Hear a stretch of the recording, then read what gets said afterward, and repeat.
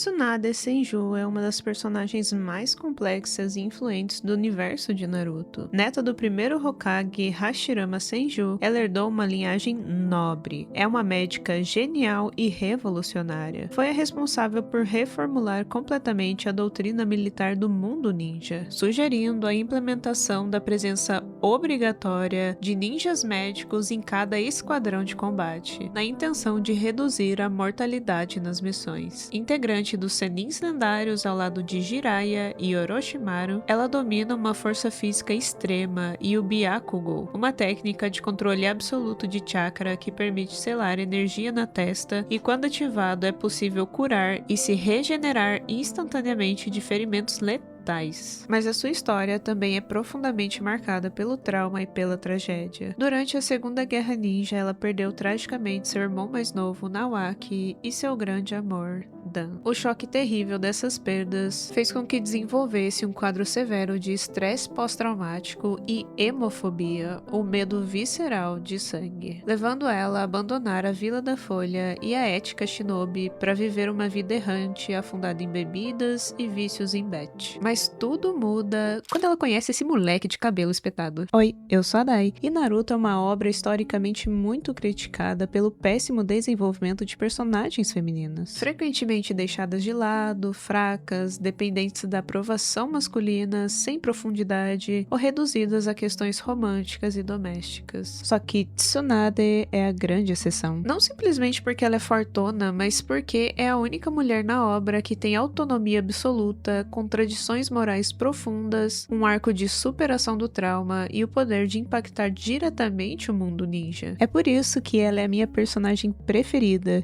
e julgo dizer que ela é a melhor personagem feminina de Naruto. E até o final desse vídeo você diz se concorda comigo ou não, fechou? Só que antes de falar da Tsunade em si, a gente precisa entender de onde ela veio. Porque boa parte da força, dos conflitos e até dos valores dela nasce de um dos clãs mais lendários que existiram no mundo ninja. Porque mais do que um shounen de lutinha, a obra de Kishimoto é na verdade um estudo profundo sobre a guerra. O anime se afasta do maniqueísmo simplista do bem contra o mal para explorar a geopolítica do imperialismo, a psicologia do trauma militar e a fragilidade das instituições estatais. Muito antes da Tsunade existir, os clãs guerreavam entre si. Os principais e mais temidos eram o clã Senju e o clã Uchiha. O clã Senju, descendente de Ashura Otsutsuki, se destacou como uma força militar mais temida e respeitada do mundo ninja. Eles eram conhecidos como clãs das 1000 habilidades. Eles tinham habilidade física extraordinária, uma vasta reserva de chakra e grande versatilidade técnica. Seus rivais, os Uchihas, eram conhecidos pela Kekkei Genkai ocular, o Sharingan. Durante muitos anos eles viveram em guerras, marcando um período conhecido como Era dos Estados Combatentes, fazendo referência a um período no Japão chamado de mesmo nome. Em japonês, Sengoku Jidai, considerado um dos mais conturbados, instáveis e sangrentos da história japonesa. Mas tudo muda quando, liderados por Hashirama Senju, o clã consagrou a filosofia do Hi-no-Ishi, a vontade do fogo. A convicção de que o verdadeiro poder reside no amor, na cooperação e no dever sagrado de proteger a coletividade acima dos interesses individuais do clã. A fundação de Konohagakure, a Vila Oculta da Folha, foi a concretização dessa ideologia. Cansado de ver pessoas perdendo suas vidas em guerras sem fim, Hashirama estabeleceu uma aliança histórica com Uchiha Madara para criar a primeira vila ninja. Esse evento revolucionou a geopolítica global, encerrando o período de clãs mercenários e criando um modelo Estado-nação centralizado. Mas Konoha não é uma vila simples e pacífica, onde as crianças vão para a escola simplesmente aprender clones das sombras ou brincar de lutinha.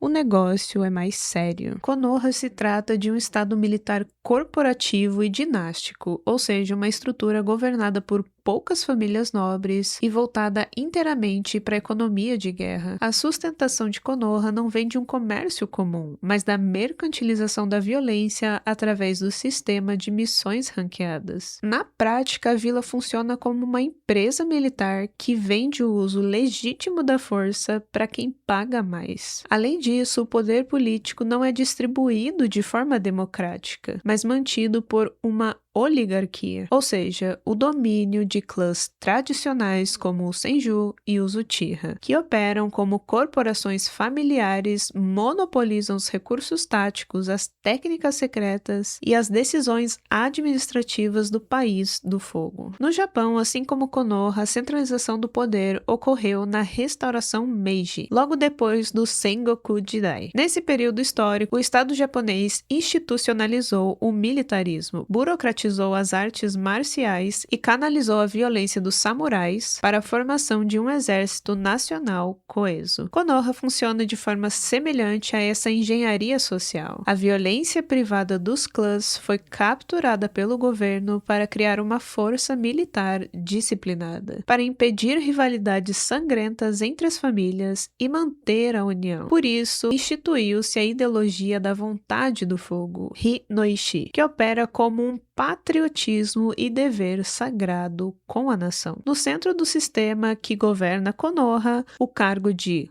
Hokage assume uma função sociopolítica dupla e contraditória. Ou seja, Hokage não é simplesmente o ninja mais forte, mas sim uma posição política complexa que exige duas funções que vivem em conflito constante uma com a outra, como de chefe de estado diplomático e de um general de guerra supremo. Como diplomata, o Hokage precisa gerenciar alianças instáveis com os daimyo, que é o senhor feudal que detém o poder econômico e territorial civil. Além disso, assinar tratados de não agressão, administrar os recursos financeiros da vila e, além disso, durante crises geopolíticas continentais, o governante ele precisa abandonar a diplomacia para assumir o comando autocrático das forças armadas. Nessa posição, o Hokage adota uma lógica puramente utilitarista e clausewitziana, onde a guerra é entendida como a continuação da política por outros meios. O Hokage é quem decide quando lutar,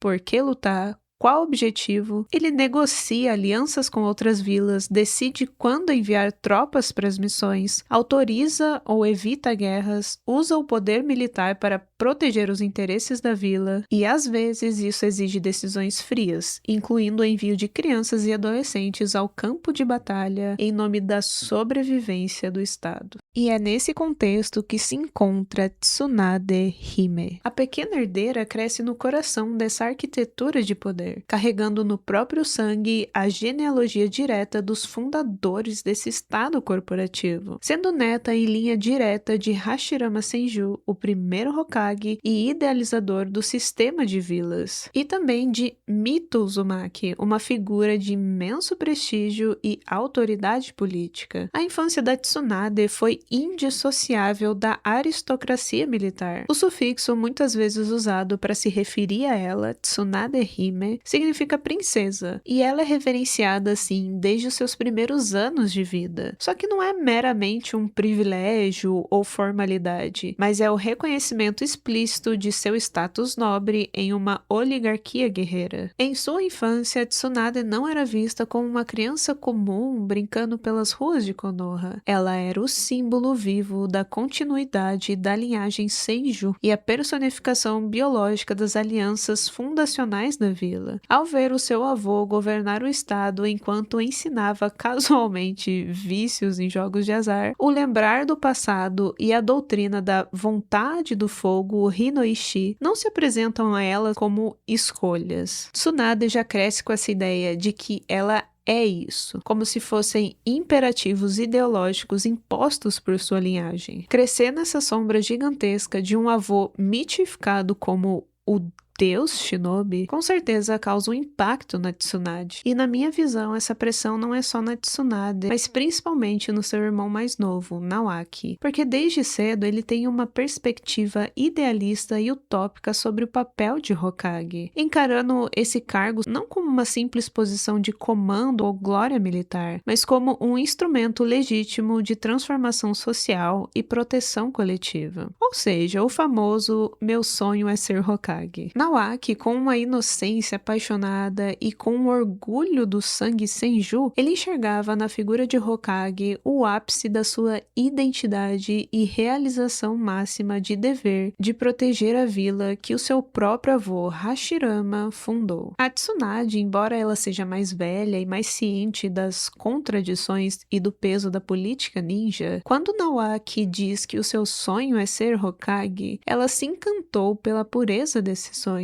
Ela enxergava a encarnação mais nobre e genuína da vontade do fogo, uma visão em que a liderança existia para servir a vida e não apenas para resolver conflitos. E como um gesto de profundo afeto, validação e certa fé cega nessa utopia política, a Tsunade entrega a Nawak o bem mais precioso da sua linhagem, o lendário colar de cristal que pertenceu ao seu avô, o primeiro Hokage. Esse artefato não era só um mero enfeite de herança, mas ele se transforma a partir dessa cena em um amuleto de esperança, o símbolo de um sonho, o sonho de ser Hokage. Portanto, Tsunade, assim como qualquer jovem de Konoha, ingressa na estrutura militar da vila e passa a integrar um time. Cada time era supervisionado por um Jonin, encarregado de formar a próxima geração de ninjas. O responsável por guiar Tsunade, Jiraiya e Orochimaru era Hiruzen Sarutobi, o terceiro Hokage. Mas essa formação cruza com uma das construções narrativas mais sofisticadas da obra de Kishimoto, a gênese dos lendários Sennin. A dinâmica desse trio vai muito além da mera amizade ou companheirismo. Ela opera de forma brilhante e complementar, como uma referência direta na literatura clássica e no folclore do período Edo. O conto de Jiraiya Goketsu Monogatari, o conto do galante Jiraiya, fazendo referências aos nomes dos personagens clássicos Jiraiya, Orochimaru e Tsunade. E um conceito chamado Sansukumi, um sistema tradicional, como se fosse Jankenpo, o jogo do papel, pedra e tesoura, só que estruturado em interações biológicas e místicas de 3 criaturas: o sapo, Gama, a cobra, Hebi, e o caracol ou lesma, Katekudi. Dentro da cosmologia do Sansukumi, o equilíbrio funcional do trio se baseia em um ciclo fechado de vulnerabilidade e dominação cruzada. O sapo engole e suprime a cobra ataca e paralisa o caracol com seu veneno, e o caracol, segregando substâncias viscosas e mágicas, dissolve ou anula a secreção venosa da cobra, subjugando o sapo. Trazendo isso para o anime, esse equilíbrio é transferido para o nível de metodologias de combate, das filosofias existenciais e das falhas psicológicas. Jiraiya encarna a força ostensiva e a imperfeição passional do sapo. Orochimaru representa a frieza analítica, a mutabilidade e a transgressão tóxica da serpente. E Tsunade assume a resiliência inquebrável, a absorção de danos e o poder regenerativo do caracol. A presença de Tsunade no trio não cumpre simplesmente uma função subalterna ou decorativa, como ocorre na maioria das personagens femininas de Naruto, mas estabelece a única força capaz de contrabalancear o niilismo transgressor de Orochimaru e a utopia ingênua de Jiraiya. A Tsunade ancorou sua jornada na preservação física e emocional dos habitantes da vila, o que a gente vê muito bem representado na luta contra o Pain e depois contra o Madara.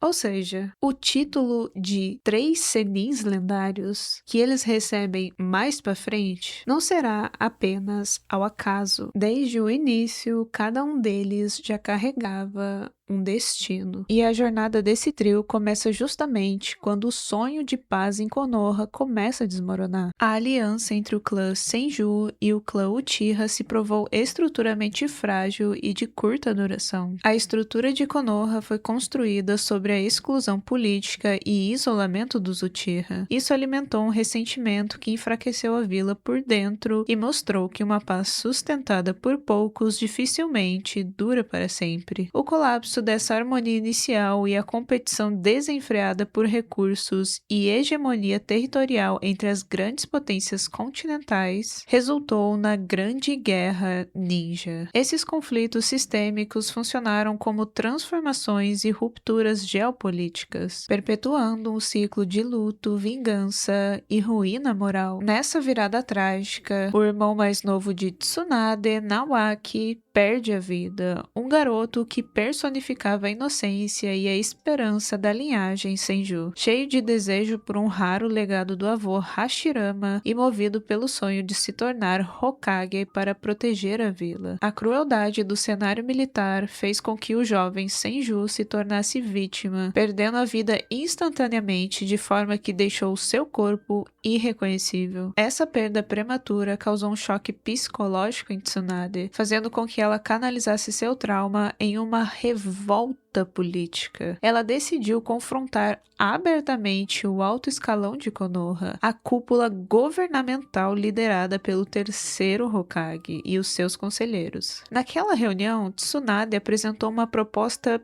pioneira: a inclusão obrigatória de pelo menos um ninja médico em cada esquadrão de 4 combatentes. O confronto de Tsunade contra o conselho representa o patriarcado burocrático, ou seja, um sistema de poder dominado por homens mais velhos que privilegiam a tradição e o cálculo frio ao invés do cuidado e preservação da vida. Como já era de se esperar, os conselheiros rejeitaram a sua ideia com o argumento pragmático de que treinar médicos ninjas exigia tempo e dinheiro demais, né, terceiro? Algo inviável no meio de um conflito armado. Ou seja, para aquela liderança militar, o valor de um jovem soldado era mensurado pelo número de inimigos que ele poderia matar antes de morrer, e não pela capacidade da vila de manter ele vivo. A exigência de Tsunade desafiava diretamente essa lógica, propondo uma mudança de paradigma. A medicina não deveria ser apenas um socorro posterior, mas uma parte fundamental da estratégia e da logística de guerra. Foi exatamente nesse ambiente de hostilidade e de isolamento político que surgiu Dan Kato. Enquanto a maioria dos oficiais homens e generais presentes na sala viam a proposta de Tsunade como um sentimentalismo impraticável de uma mulher traumatizada, Dan se levantou e apoiou ela publicamente perante todo o conselho. Mais tarde ela vai agradecer ele e ele diz que também perdeu sua irmã mais nova no campo de batalha, o que gerou entre os dois uma conexão imediata ao reconhecer nele a mesma dor e os mesmos valores humanos. A convivência entre Tsunade e Dan foi além do profissional, funcionando na estrutura narrativa como um encontro de duas pessoas idealistas que recusavam a aceitar a crueldade do sistema. Dan ofereceu a Tsunade um refúgio emocional, mostrando que o luto pelo irmão poderia se transformar na semente de um futuro mais justo e seguro para as próximas gerações de Konoha. Enquanto isso, as consequências da Grande Guerra Ninja começavam a remodelar a geopolítica do mundo shinobi. Omegakure, a Vila Oculta da Chuva, tornou-se o principal palco de uma guerra por procuração, um tipo de conflito em que as grandes potências financiam, armam ou apoiam aliados locais para lutar em seu lugar, evitando um confronto direto entre si. Foi nesse cenário de uma terra devastada, marcado pela pobreza, pela destruição e pela chuva, que a equipe liderada por Hiruzen Sarutobi enfrentou Hanzo, o líder da Omegakure e um dos ninjas mais temidos de sua época. Enfrentar esse homem significava desafiar o auge do poder militar daquele período. Mais do que um guerreiro letal capaz de matar com suas toxinas, Hanzo representava a resistência de uma pequena nação que lutava para sobreviver em meio às disputas das grandes potências. O resultado desse confronto, porém, é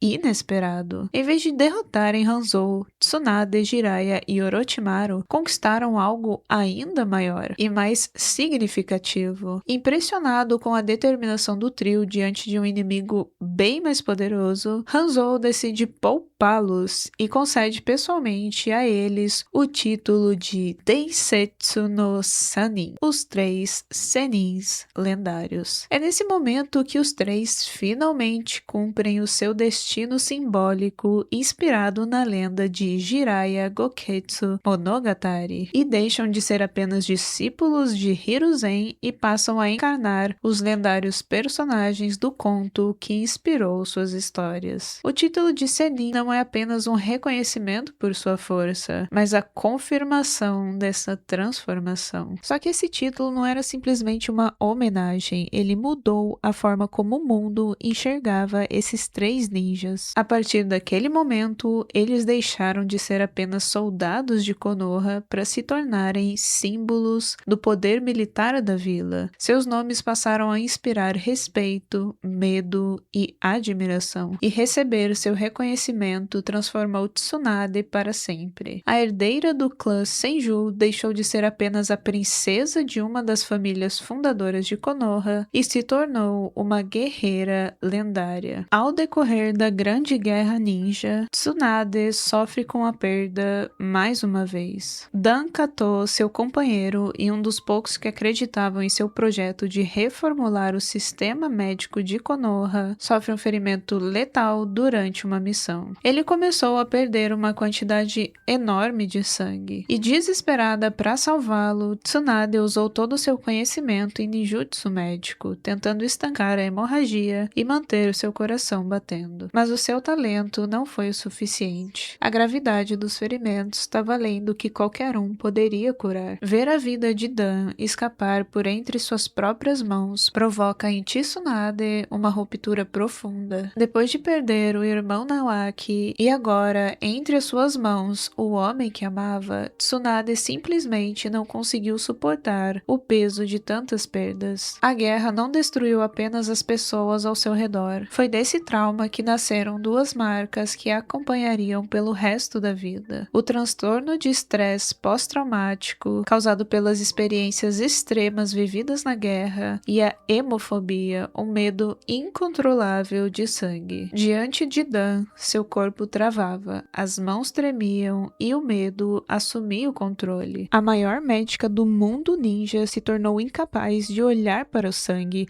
algo fundamental na medicina. Incapaz de continuar servindo a vila, Tsunade tomou a decisão radical de romper com o sistema de Konoha, abandonando aquele lugar e a sua posição como uma das melhores médicas. Ela partiu para uma vida sem rumo, acompanhada apenas por Shizune, a jovem sobrinha de Dan que se tornou sua aprendiz e guardiã, representando o último e frágil elo emocional com o passado. A nova rotina de Tsunade ganha contornos trágicos. O vício compulsivo em jogos de azar, que rendeu o apelido infame de a lendária otária ou a lendária perdedora, pelo seu terrível azar nos jogos, junto com o alcoolismo pesado, que funcionam como anestésicos psíquicos. Diante do vazio existencial causado pelo luto, o álcool serve para entorpecer a memória do trauma do passado, enquanto o jogo compulsivo funciona como uma tentativa de fuga do presente. Perder dinheiro pode funcionar quase como uma punição moral. Para quem perdeu os afetos mais preciosos, o dinheiro não tem valor algum. Nesse contexto de ruína espiritual, o colar de cristal de Hashirama Senju deixou de ser uma joia de valor incalculável e símbolo da esperança para se transformar em uma verdadeira maldição. Uma relíquia trágica que parecia condenar qualquer pessoa que ousasse usar e sonhar com o futuro da aldeia. Pensando do ponto de vista focado no existencialismo e no niilismo também, essa nova vida que a Tsunade começa a levar não tem mais propósito, não tem mais sentido. Desde pequena, ela cresceu escutando que Konoha era símbolo da paz e não existia nada mais importante do que a vontade do fogo. Mas depois que ela cresce, ela percebe que a realidade é mais dura. Bom,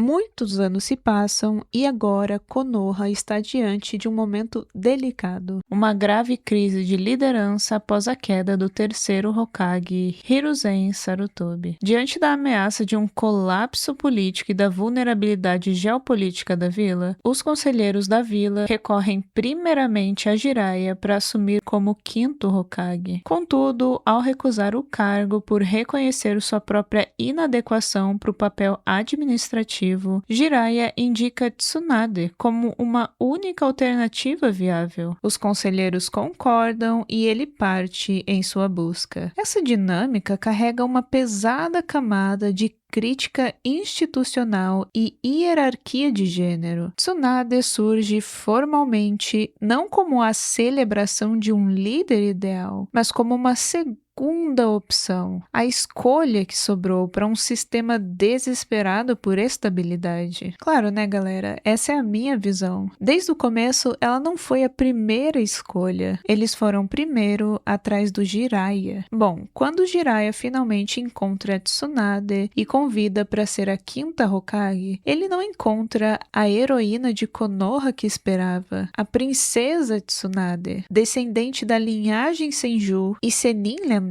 Ele encontra uma mulher consumida pelo trauma, que enxerga o cargo de Hokage com profundo desprezo. Para ela, esse título não passava de uma ilusão, uma responsabilidade que apenas tirava a vida das pessoas. Chega até a dizer que brincar de Hokage é para tolos. É nesse momento que surge o grande conflito entre Tsunade e Naruto. Ao ouvir essas palavras, ele fica completamente furioso, mas Tsunade não enxergava apenas um garoto cheio de esperança, mas sim apenas mais um caminhando para o mesmo destino de Naoaki e Dan. Ela aceita a provocação de Naruto e os dois vão lá fora duelar. Tsunade diz que precisa apenas de um dedo para derrotar Naruto. Claro, ele não recua, esse é o jeito ninja dele. Mas ele é facilmente derrotado, e ele fica surpreso com o poder da Sannin. No fim, ela começa a debochar do Rasengan incompleto de Naruto e do seu sonho de ser Hokage. Então, eles fazem uma aposta. Se ele dominar o jutsu em uma semana, ela vai admitir estar errada e dar a ele o colar de Senju Hashirama, o primeiro Hokage.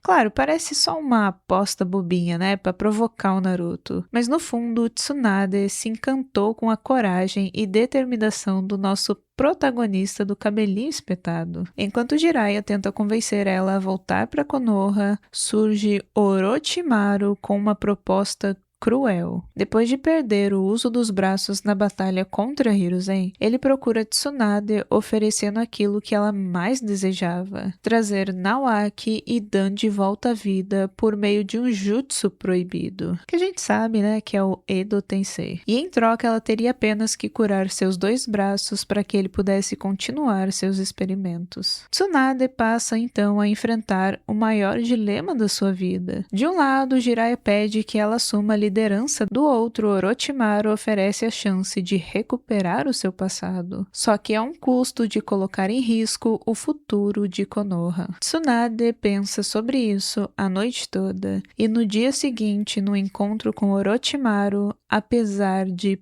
profundamente mexida, Tsunade recusa a proposta, e a fim de impedir futuros planos dele, ela vai para cima. Orochimaru se mantém recuado, e na batalha, como Kabuto está em desvantagem e é mais fraco que ela, ele explora justamente sua maior fraqueza, o medo de sangue. Diante da cena, Tsunade fica completamente paralisada. A lendária ninja médica, consumida pelos traumas, pelas lembranças das guerras e das pessoas que perdeu, simplesmente trava no meio da luta. É nesse instante que Uzumaki Naruto se coloca entre Tsunade e Kabuto. Mesmo gravemente ferido, enfrentando um inimigo muito mais poderoso, ele se recusa a recuar. Sem pensar na própria vida, usa o próprio corpo para proteger aquela que acreditava ser a futura quinta Hokage. Pouco depois, impulsionado por sua determinação, ele mostra que conseguiu completar o Rasengan,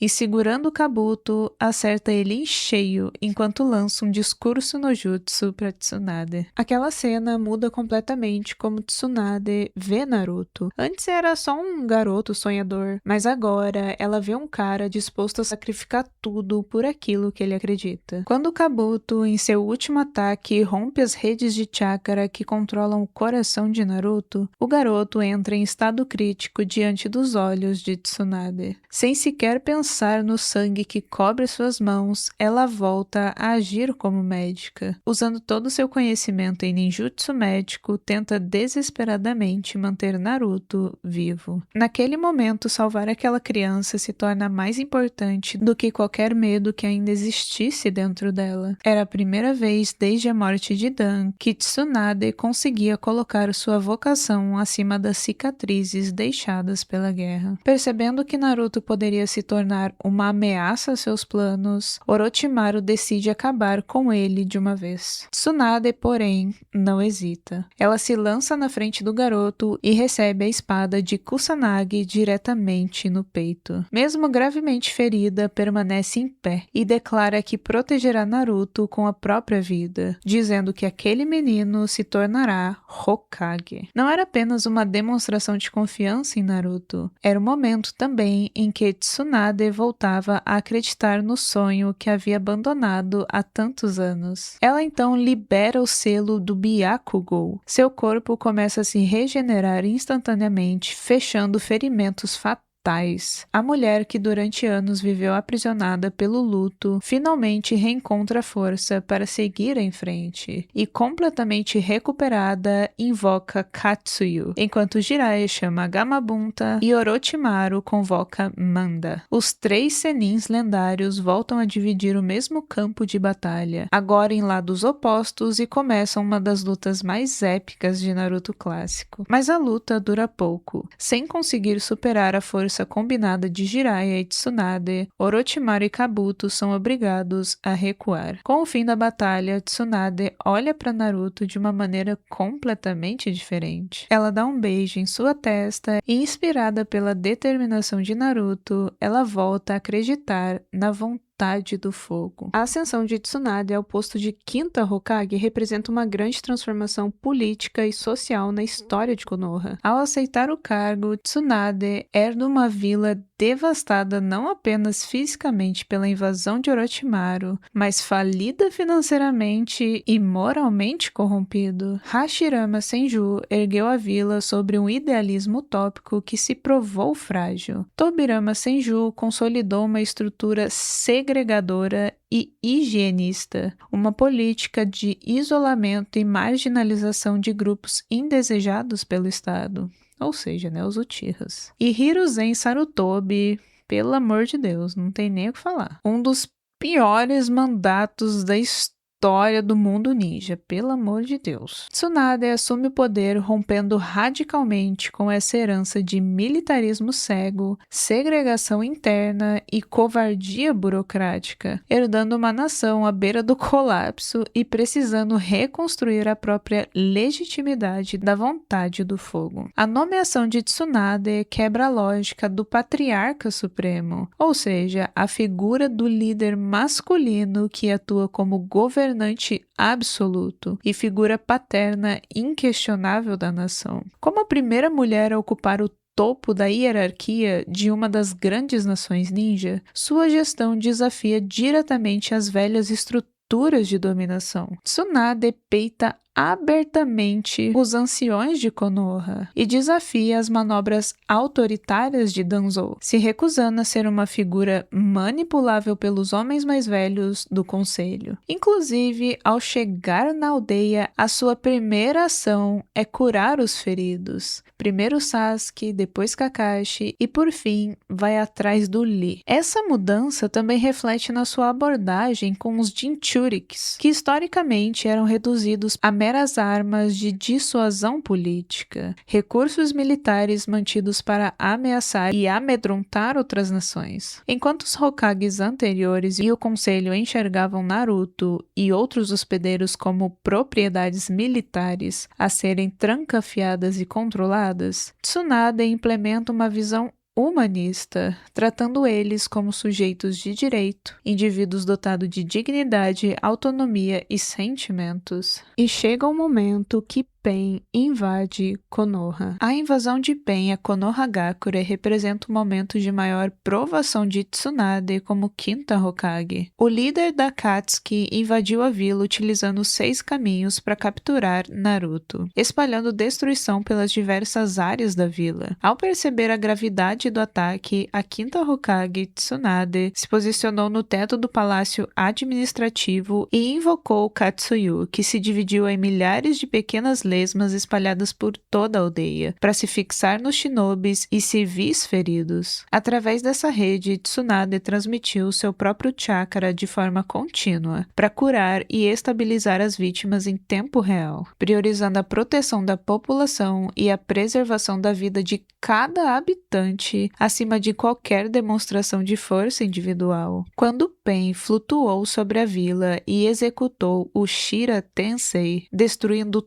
toda a infraestrutura de Konoha, Tsunade liberou o Byakugou e, através de Katsuyu, conseguiu proteger grande parte dos habitantes contra aquele impacto devastador. A ação evitou a morte em massa da população, mas aquilo exigia muito da Tsunade, e o esgotamento total de sua energia vital fez com que ela ficasse fisicamente fragilizada, perdesse a consciência e entrasse em um coma profundo. O papel da Tsunade nessa invasão é a personificação máxima do sacrifício e da responsabilidade política. Depois disso, Danzou se aproveita do estado grave da Tsunade para se colocar como candidato a Hokage e partiu para a reunião dos Kages. Tsunade só acorda dias depois e não espera muito para começar a se atualizar do que aconteceu em sua ausência. No confronto dos 5 Kages contra o Uchiha Madara na quarta grande guerra ninja, representa o embate máximo entre 2 eras, 2 filosofias de poder e 2 divisões sobre o papel do shinobi na sociedade. Madara surge no campo de batalha como a personificação do ápice do patriarcado ninja tóxico, onde a única coisa digna de respeito é a força bruta de aniquilação e a rivalidade masculina lendária que ele tinha com Hashirama Senju. Ao se deparar com os líderes contemporâneos e em especial com a Tsunade, a atitude de Madara é de puro desprezo e misoginia. Ele abertamente desdenha da quinta Hokage por ser mulher e por sua especialização como médica, considerando uma cópia fraca e degenerada do seu avô, incapaz de ostentar a verdadeira essência da nobreza de combate do Senju. Para a mentalidade arcaica de Madara, a medicina e a cura eram artes secundárias de suporte, e o gênero feminino era uma limitação que afastava ela da grandeza. Tsunade, como já era de se esperar pela sua personalidade, aceita a provocação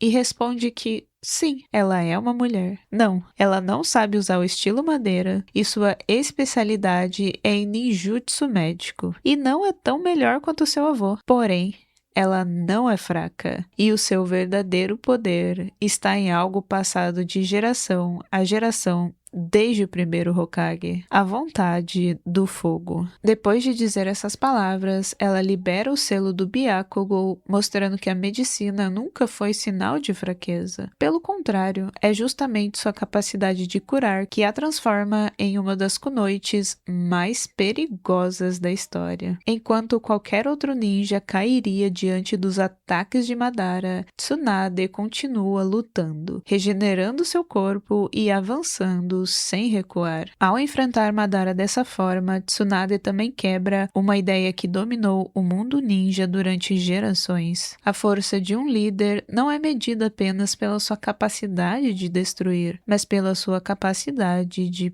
proteger. Enquanto Madara acredita que poder significa impor medo e esmagar os adversários, Tsunade demonstra que um verdadeiro líder também precisa ser capaz de preservar vidas, sustentar seus aliados e continuar em pé, mesmo quando tudo parece perdido. A batalha, porém, vai escalando a um nível colossal. Dan, que também foi ressuscitado com o Edo Tensei, vai até Tsunade. O encontro entre os dois é fofo e emocionante. Ele transfere um pouco de seu poder para ela e se despede para sempre. Mas apesar de todos os esforços, os 5 Kages perdem a luta. Todos estão inconscientes no chão e Tsunade está dividida no meio. Só que mesmo gravemente ferida, e assim, à beira da morte, não sei como é que ela não foi de base ainda, Tsunade não pensa só em si. Em vez de usar suas últimas forças para tentar salvar a própria vida, ela invoca Katsuyu e diz para ela que a prioridade é salvar os Kages e o seu corpo pode ficar para depois. Esse momento resume tudo o que Tsunade representa como personagem. Ela sempre prioriza proteger os outros. Depois de tudo isso que a gente viu até aqui, fica claro que essa não é uma personagem qualquer. A trajetória de Tsunade na obra de Kishimoto é com certeza uma das melhores e mais complexas do universo de Naruto. E também uma exceção brilhante do shounen. Uma demografia frequentemente criticada pela simplificação de suas figuras femininas, onde a grande maioria tende a ter suas motivações reduzidas, atuando como pares amorosos, incentivos morais para os heróis ou figuras passivas de resgate. Tsunade não segue essa lógica ao ser construída com total autonomia narrativa. Ela rejeitou as manipulações de Orochimaru e sua única relação com Jiraiya jamais foi reduzida ao clichê da mocinha fútil ou ao objeto de desejo passivo. Pelo contrário, evoluiu para um companheirismo maduro, com respeito na dor compartilhada e em uma igualdade de forças, onde ambos se enxergavam como veteranos marcados pelas cicatrizes de uma mesma era. O grande triunfo da personagem está na perfeição com que o seu arco dramático fecha um ciclo existencial completo e coerente. Em um mundo shinobi dominados por homens que são obcecados com essa fantasia do poder absoluto, como Orochimaru, Pen e Madara, Tsunade representa a aceitação da vulnerabilidade humana. E claro, tem uma coisinha aqui e outra ali que poderia ser melhor na personagem. Eu não tô ainda usando ela com 0 defeitos, né? Mas de forma geral, ela é sim uma excelente personagem, muito maravilhosa, que eu amo demais. Outra ressalva é que essa minha opinião é baseada no Naruto clássico e Shippuden. Eu não tô falando do Boruto aqui, até porque eu nem assisti tudo, mas eu sei que tem dado um grande destaque na Sarada. Mas e você? Concorda que Tsunade é a melhor personagem feminina de Naruto?